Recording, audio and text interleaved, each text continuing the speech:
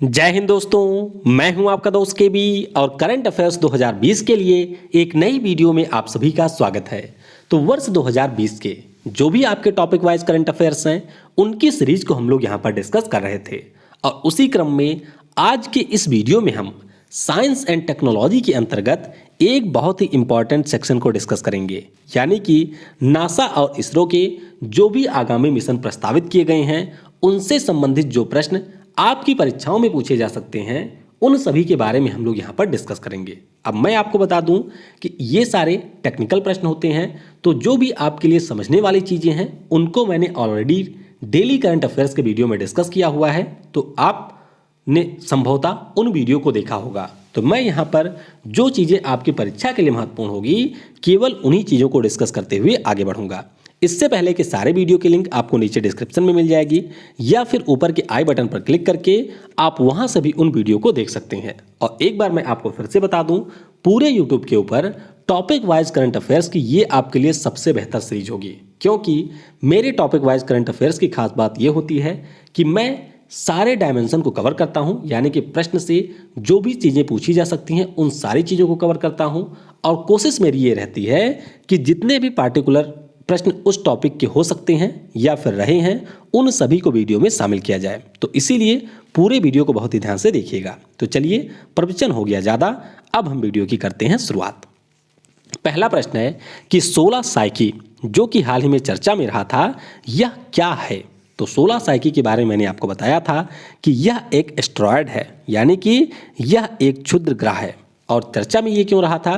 क्योंकि इसके बारे में एक रिपोर्ट आई थी कि यहाँ पर जो धातु हैं, यानी कि यहाँ पर जो आपको मेटल मिलेंगे उनकी कीमत लगभग 10,000 क्वाड्रिलियन है। कितनी है? 10,000 क्वाड्रिलियन है। तो ये रिपोर्ट आई थी, तो ध्यान रखिएगा यह एक एस्टेरॉयड है। अगला प्रश्न है, प्रत्येक वर्ष विश्व अंतरिक्ष सप्ताह कब मनाया जाता है? तो अगर हम लोग बात करते हैं विश्व अंतरिक्ष सप्ताह की, तो ये मनाया जाता है 4 से 10 अक्टूबर को, यानी कि इस प्रश्न का ऑप्शन ए करेक्ट होगा। तो बस आपको ध्यान रखना है कि 4 से 10 अक्टूबर तक ये मनाया जाता है। और इस बार की थीम रही सैटेलाइट इम्प्रूव्स लाइफ। क्या रहा? Satellite improves life. अगला प्रश्न है, भारतीय स्पेस एजेंसी इसरो ने किस वर्ष शुक्र ग्रह के लिए एक मिशन शुक्रयान 1 लॉन्च करने की घोषणा की है? तो इसरो ने कहा है कि हम इसे लॉन्च करेंगे 2025 तक, और इसमें इसरो की मदद करेगा फ्रांस। कौन? फ्रांस की स्पेस एजेंसी है CNES, जिसके द्वारा यहाँ पर सहायता की जाएगी। तो नीचे कमेंट में आप ये बता दीजिएगा कि CNES का पूरा नाम क्या है। तो बस आप ध्यान रखेंगे कि शुक्रयान 1 मिशन 2025 में प्रस्तावित है और इसमें हमारी सहायता करेगा फ्रांस। अगला प्रश्न है, 7 नवंबर 2020 को पृथ्वी अवलोकन उपग्रह EOS-01 को किस रॉकेट की सहायता से लॉन्च किया जाएगा? तो इसे लॉन्च किया गया है PSLV C49 की सहायता से, यानी कि इस प्रश्न का ऑप्शन ए करेक्ट होगा। और कल ही हम लोगों ने डिस्कस किया था कि PSLV C50 की सहायता से भी एक कम्युनिकेशन सैटेलाइट को लॉन्च किया जाएगा। तो छोटा सा नाम है उस सैटेलाइट का, तो नीचे कमेंट में आप बता दीजिएगा कि वह सैटेलाइट का नाम क्या है जिसे 17 दिसंबर को अभी लॉन्च किया जाना है। तो बस आप ध्यान रखेंगे कि EOS-01 यह एक हमारी अर्थ इमेजिंग सैटेलाइट है और इसे PSLV C49 रॉकेट की सहायता से लॉन्च किया जाएगा। अगला प्रश्न है, किस देश ने क्षुद्र ग्रह के लिए दुनिया के पहले खनन रोबोट एस्टेरॉयड माइनिंग रोबोट को लॉन्च किए जाने की घोषणा की? तो ये घोषणा की है चीन ने। किसने? चीन के द्वारा ये घोषणा की गई है कि हम लोग यहाँ पर एक रोबोट भेजेंगे माइनिंग के लिए। कहाँ पर? जो हमारे एस्टेरॉयड होते हैं। और आप ध्यान रखिएगा कि इसके लिए NEO-1 नाम का एक यहाँ पर 30 ग्राम भार का अंतरिक्ष यान भी भेज दिया गया है चीन के द्वारा, जिसके द्वारा यहाँ पर उस पार्टिकुलर एस्टेरॉयड के ऊपर इस बात का पता लगाया जाएगा कि वहाँ पर किस प्रकार के खनिज संसाधन उपलब्ध हैं। अगला प्रश्न है, भारतीय स्पेस एजेंसी इसरो किस स्पेस एजेंसी के साथ मिलकर निसार मिशन को लॉन्च करेगा? तो ये लॉन्च किया जाएगा नासा के साथ में मिलकर के। किसके साथ? नासा के साथ में मिलकर के। तो पहले आप ये ध्यान रखेंगे कि इस मिशन का पूरा नाम है NASA ISRO synthetic aperture radar, और इसे सितंबर 2022 में दोनों स्पेस एजेंसियों के द्वारा लॉन्च किए जाने की योजना है। अगला प्रश्न है, किस स्पेस एजेंसी के सोफिया ने पहली बार चंद्रमा की सतह पर पानी की खोज की है? तो सोफिया के द्वारा पानी की सतह पर खोज किया गया, चंद्रमा की सतह पर पानी की खोज की गई है और यह है नासा का, किसका? नासा के द्वारा भेजा गया था सोफिया। तो बस आप ध्यान रखेंगे कि सोफिया का पूरा नाम है stratospheric observatory for infrared astronomy. और इसी के द्वारा चंद्रमा के क्लेवियस नाम के क्रेटर के ऊपर अभी जल की खोज की गई है। तो इनके बारे में आप याद रखेंगे। अगला प्रश्न है, नासा किस कंपनी के साथ मिलकर चंद्रमा पर पहले 4G सेल का निर्माण करेगी? तो ये जो पहला 4G सेल होगा इसका निर्माण किया जाएगा नोकिया की मदद से, यानी कि इस प्रश्न का ऑप्शन डी करेक्ट होगा। तो बस आपको ध्यान रखना है कि नासा ने ये प्लान बनाया है कि आने वाले 10 वर्षों के अंदर हम लोग इंसानों को पहुंचा देंगे चांद के ऊपर। अब चांद के ऊपर इंसान पहुंचे उससे पहले वहां पर इंटरनेट का पहुंचना जरूरी है, क्योंकि इंटरनेट अगर रहेगा नहीं तो इंसान को आप कुछ भी दे दीजिए वो भाग के फिर चला आएगा अर्थ पर। तो इसीलिए 4G सेल का निर्माण किया जाएगा नासा के द्वारा नोकिया की मदद से। अगला प्रश्न है, अक्टूबर 2020 में किस देश की स्पेस एजेंसी के द्वारा भारत की इंडिया सैट सैटेलाइट लॉन्च की गई? तो ये वैसे बहुत महत्वपूर्ण प्रश्न नहीं है, ध्यान रखिएगा कि नासा के द्वारा इस सैटेलाइट को लॉन्च किया गया था। अगला प्रश्न है, नवंबर 2020 में नासा ने किस स्पेस एजेंसी के साथ मिलकर सेंटिनल-6, जिसे हम लोग प्रहरी 6 के नाम से जानते हैं, इस उपग्रह को लॉन्च किया? तो इसे लॉन्च किया नासा ने यूरोपियन स्पेस एजेंसी के साथ में मिलकर के। तो बस आपको ध्यान रखना है कि जो हमारे समुद्रों में जल का स्तर होता है उसकी मॉनिटरिंग के लिए नासा के द्वारा ESA के साथ में मिलकर के सेंटिनल-6 नाम के सैटेलाइट को लॉन्च किया गया है। अगला प्रश्न है, नवंबर 2020 में क्रू 1 मिशन के अंतर्गत स्पेस एक्स ने कितने अंतरिक्ष यात्रियों को स्पेस में भेजा है? तो क्रू 1 मिशन की बात करें या फिर डेमो 2 मिशन की बात करें, इसके अंतर्गत कुल मिलाकर के 4 व्यक्तियों को स्पेस एक्स ने अंतरिक्ष में भेजा है। और इसके साथ ही स्पेस एक्स पहली निजी कंपनी बन गई है जिसके द्वारा व्यक्तियों को यहाँ पर इंटरनेशनल स्पेस स्टेशन में भेजा गया है। तो यहाँ पर कुल मिलाकर के 4 व्यक्ति थे और जो कैप्सूल था यानी कि जिसमें बैठ करके ये चारों गए हैं उसका नाम रखा गया है रेजिलियंस। तो इस कैप्सूल का नाम भी आप याद रखेंगे। अगला प्रश्न है, ओसिरिस रेक्स मिशन किस स्पेस एजेंसी का बेनु क्षुद्रग्रह के लिए एक मिशन है? तो ये जो मिशन है ये है नासा का, किसका? नासा का यह एक मिशन है। तो आप ध्यान रखेंगे कि अभी ओसिरिस मिशन के अंतर्गत जो यहाँ पर स्पेस क्राफ्ट भेजा गया था या आप कह सकते हैं यहाँ पर जो कैप्सूल भेजा गया था उसने इस ग्रह से सैंपल को एकत्रित कर लिया है और अब यह पृथ्वी के लिए रवाना हो चुका है। तो 2016 में नासा के द्वारा ओसिरिस रेक्स मिशन को लॉन्च किया गया था। अगला प्रश्न है, किस स्पेस एजेंसी ने इंसानों की तरह बात करने में सक्षम व्योमित्र नाम के रोबोट को लॉन्च किया? तो ये जो व्योमित्र नाम का रोबोट है इसे बनाया है हमारे इसरो ने। किसने? इसरो के द्वारा गगनयान मिशन के लिए इसे बनाया गया है। और गगनयान मिशन के अंतर्गत इसरो की ये योजना है कि हम लोग इंसानों को भेजेंगे स्पेस में, लेकिन उससे पहले इसरो टेस्टिंग करेगा और उस टेस्टिंग में यहाँ पर व्योमित्र नाम के रोबोट को भेजा जाएगा। अगला प्रश्न है, इसरो ने GSAT-30 नामक भारी संचार उपग्रह को किस देश से लॉन्च किया है? तो ये जो आपका भारी संचार उपग्रह है इसे लॉन्च किया गया फ्रेंच गयाना से। फ्रेंच गयाना जो कि दक्षिण अमेरिका महाद्वीप का एक देश है। यहाँ पर एरियन 5 जो कि यूरोपियन स्पेस एजेंसी का एक रॉकेट है उसकी सहायता से GSAT-30 को लॉन्च किया गया है। अगला प्रश्न है, नासा ने स्पिट्जर स्कोप टेलीस्कोप को कितने वर्षों के बाद में डिकमीशन किया है? तो इसने कुल मिलाकर के 16 वर्षों तक अपनी सेवा दी थी नासा को और अब इसे डिकमीशन कर दिया गया है। अगला प्रश्न है, नासा की एस्ट्रोनॉट क्रिस्टीना कोच कितने समय अंतरिक्ष में बिताकर वापस पृथ्वी पर लौटी हैं?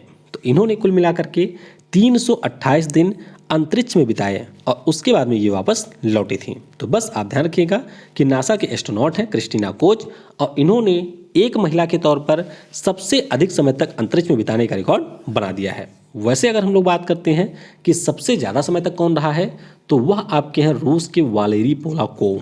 क्या नाम है? रूस के वालेरी पोलाकोव। इन्होंने लगातार 438 दिनों तक अंतरिक्ष में रहे थे।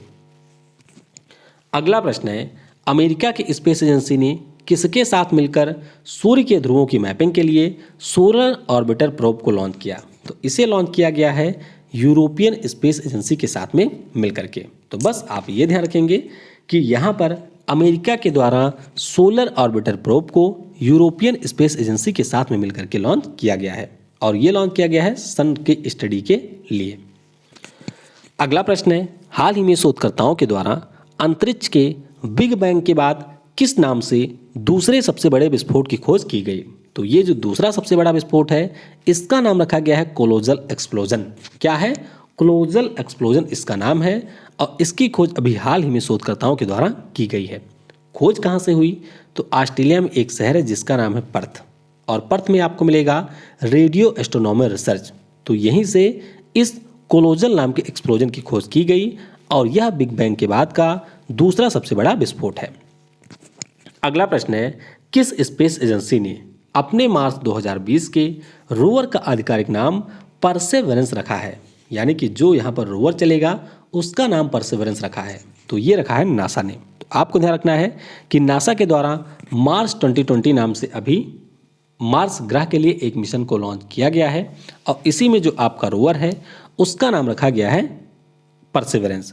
और ये जो मंगल ग्रह का मिशन है इसके अंतर्गत जो नासा का यान होगा वह जेजेरो क्रेटर के ऊपर लैंड करेगा मंगल प्लैनेट के। अगला प्रश्न है, यूरोपियन स्पेस एजेंसी के द्वारा 2022 में किस स्पेस एजेंसी की सहायता से एक्सोमार्स मिशन को लॉन्च किया जाएगा? अब यूरोपियन स्पेस एजेंसी का यह जो मिशन है उसे लॉन्च किया जाना था 2020 में, लेकिन कुछ यहाँ पर दिक्कत के कारण अब इसे 2022 में लॉन्च किया जाएगा और इसमें यूरोपियन स्पेस एजेंसी की मदद रूस की स्पेस एजेंसी रॉसकॉस्मोस के द्वारा की जाएगी। तो बस आप ध्यान रखेंगे यहाँ पर भी एक रोवर जाएगा मार्स के ऊपर और इस रोवर का नाम रोसालिंद फ्रैंकलिन रखा गया है। क्या है? रोसालिंद फ्रैंकलिन इसके रोवर का नाम है। अगला प्रश्न है, अमेरिकी स्पेस एजेंसी नासा के द्वारा किस वर्ष तक चंद्रमा के दक्षिण ध्रुव पर मानव आधार शिविर आर्टमिस स्थापित किए जाने की घोषणा की गई? यानी कि यहाँ पर नासा के आर्टमिस मिशन की ही बात हो रही है जो कि है चंद्रमा के लिए और इसके अंतर इस मिशन को लॉन्च किया जाएगा 2024 में। कब? 2024 में इसे लॉन्च किया जाएगा। तो बस आप ध्यान रखेंगे कि नासा के द्वारा जो आर्टमिस मिशन प्रस्तावित किया गया है इसके अंतर्गत नासा चंद्रमा के ऊपर अगले पुरुष और दुनिया की पहली महिला को भेजेगा।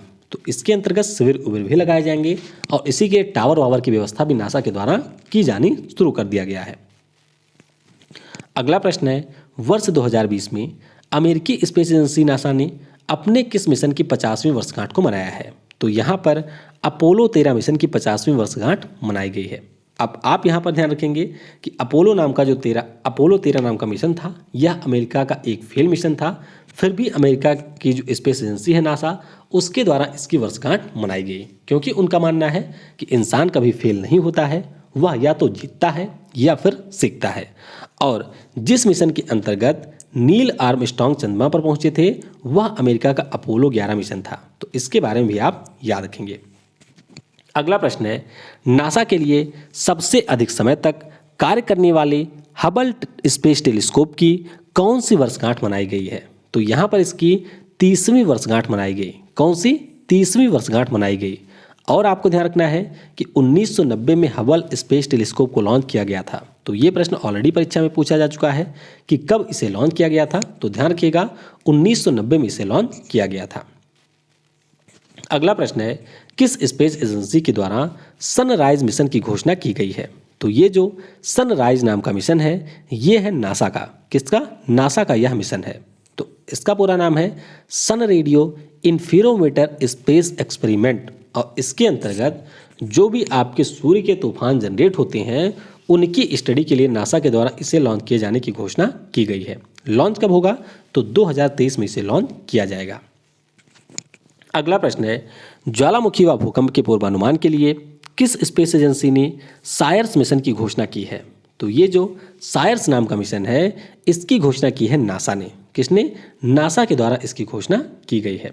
अब सायर्स का पूरा नाम क्या है? तो इसका पूरा नाम है CubeSat imaging radar for earth science, यानी कि जो हमारी पृथ्वी है उसकी मॉनिटरिंग के लिए यहाँ पर नासा के द्वारा रडार को स्पेस में स्थापित किए जाने की योजना है।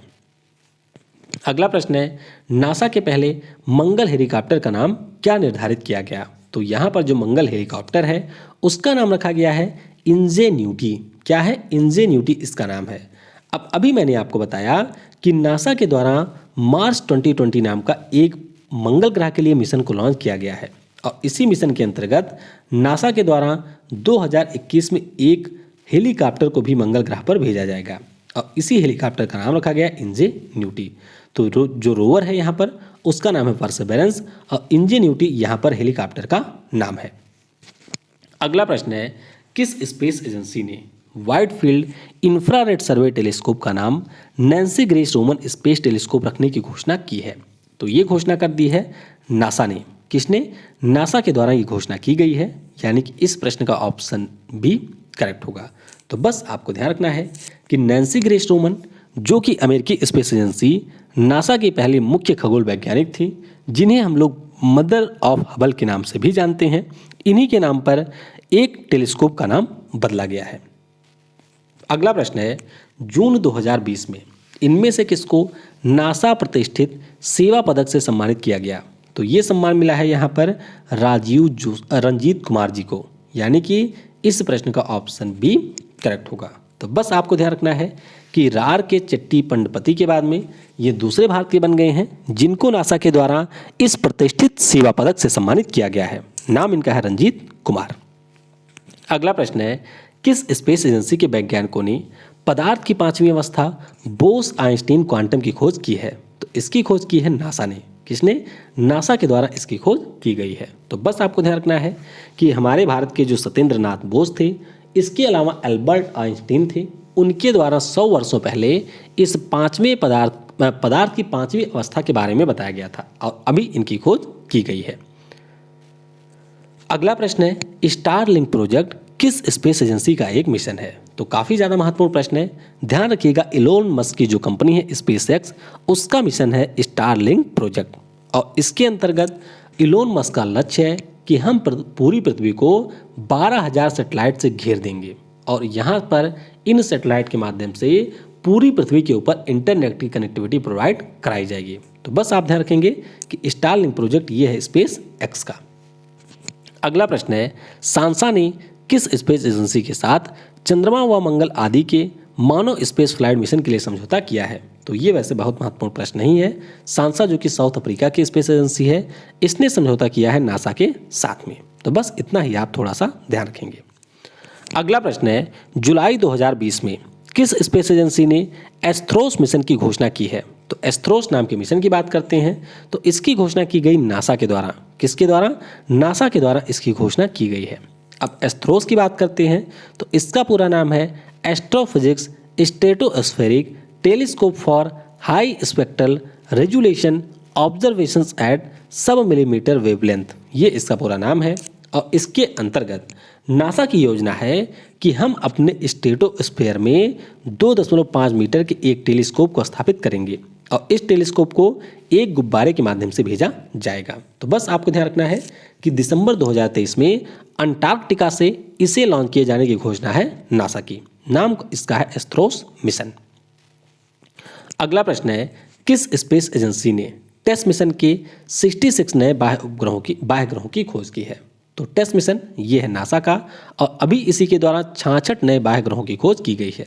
तो बस आप ध्यान रखेंगे कि टेस्ट ये आपके हैं नासा का। टेस्ट का पूरा नाम है ट्रांजिटिंग एक्सोप्लैनेट सर्वे सैटेलाइट, यानी कि मुख्य रूप से इसका काम ही है कि जो हमारा अंतरिक्ष है उसमें एक्सोप्लैनेट की खोज की जाए। अगला प्रश्न है, सरेस जो कि अभी हाल ही में समाचारों में है, क्या है? तो सरेस के बारे में आप ध्यान रखेंगे कि यह भी एक एस्ट्रॉयड है, बौना ग्रह है, यानी कि यह हमारा एक ड्वार्फ प्लैनेट है। और सरेस की खास बात क्या है? इसकी खास बात यह है कि अभी इसको एक ओशियन वर्ल्ड का दर्जा दिया गया है नासा के द्वारा। किसके द्वारा? नासा के द्वारा इसे ओशियन वर्ल्ड का दर्जा दिया गया है, क्योंकि इसकी सतह के नीचे लिक्विड सलाइन वाटर मिला था और उसी के कारण सरेस को ओशियन वर्ल्ड का दर्जा दिया गया है। और यह है क्या? तो ये एक ड्वार्फ प्लैनेट है। अगला प्रश्न है, चंद्रयान 2 के टेरेन मैपिंग कैमरा 2 द्वारा खींचे गए चंद्रमा पर एक क्रेटर का नाम किसके नाम पर रखा गया? तो ये जो एक क्रेटर है इसका नाम रखा गया है विक्रम साराभाई जी के नाम पर। किसके नाम पर? विक्रम साराभाई जी के नाम पर रखा गया। तो आप ध्यान रखिएगा कि जो हमारा चंद्रयान 2 मिशन था उसके ऑर्बिटर के द्वारा यहाँ पर एक क्रेटर की तस्वीर खींची गई और इसी का नाम विक्रम साराभाई जी के नाम पर रखा गया। अगला प्रश्न है, नॉर्थरोप ग्रूमैन कॉरपोरेशन ने किसके नाम पर NG-14 सिग्नस स्पेसक्राफ्ट का नाम रखा है? तो इन्होंने रखा है कल्पना चावला के नाम पर। किसके नाम पर? कल्पना चावला के नाम पर ये रखा है। तो बस आप ध्यान रखिएगा कि नॉर्थरोप ग्रूमैन कॉरपोरेशन जो कि अमेरिका की एक कंपनी है, इसके द्वारा अपने स्पेस फ्लाइट का नाम कल्पना चावला जी के नाम पर रखा गया है। अगला प्रश्न है, किस देश द्वारा आर्कटिक की जलवायु की निगरानी के लिए आर्कटिक M उपग्रह को लॉन्च किया जाएगा? तो ये कौन लॉन्च करेगा? ये लॉन्च करेगा रूस। कौन? रूस के द्वारा इसे लॉन्च किया जाएगा। तो आप ध्यान रखेंगे कि 2020 के अंत में और 2023 में यहाँ पर रूस के द्वारा जो आर्कटिक हमारा क्षेत्र है उसकी निगरानी के लिए आर्कटिक M सैटेलाइट को लॉन्च किया जाएगा। अगला प्रश्न है, जुलाई 2020 में मंगल ग्रह के लिए मिशन लॉन्च करने वाला पहला अरब देश कौन बन गया है? तो पहला अरब देश बना है संयुक्त अरब अमीरात और इनके मिशन का नाम था होप मिशन। क्या नाम था? होप मिशन इसका नाम था और 19 जुलाई को इसे लॉन्च किया गया संयुक्त अरब अमीरात के द्वारा। अगला प्रश्न है कि जुलाई 2020 में चीन के द्वारा किस ग्रह के लिए तियानवेन-1 मिशन को लॉन्च किया गया? तो ये जो आपके तियानवेन-1 नाम का मिशन है ये लॉन्च किया गया मंगल के लिए। किसके लिए? मंगल के लिए इसे लॉन्च किया गया है। तो बस आप ध्यान रखेंगे कि चीन ने इसे लॉन्च किया है। अब मैं आपको बता दूं कि यहाँ पर हम लोगों ने कुल मिलाकर के मंगल ग्रह के लिए 4 मिशन के बारे में पढ़ा। एक मैंने आपको बताया कि यूरोपियन स्पेस एजेंसी क्या है जिसे 2020 में लॉन्च किया जाना था लेकिन लॉन्च नहीं किया गया। UAE ने होप के नाम से मिशन लॉन्च किया है, ये भी मंगल के लिए है। नासा ने मार्च 2020 नाम से लॉन्च किया और चीन के द्वारा तियानवेन-1 नाम से मिशन लॉन्च किया गया है और ये आपके सभी हैं मार्स प्लैनेट के लिए। तो इस वीडियो में फिलहाल के लिए इतना ही। आई होप वीडियो आपको पसंद आया होगा। कुछ दिनों में इसका जो आर्टिकल है वह आपको kvguruji.in के ऊपर मिल जाएगा। तो अगर आप लोग रिवीजन करना चाहते हैं तो वेबसाइट के ऊपर विजिट करके आप वहां से रिवीजन कर सकते हैं। Thanks for watching. जय हिंद, जय भारत और सबसे जरूरी, पढ़ेगा भारत तो बढ़ेगा भारत।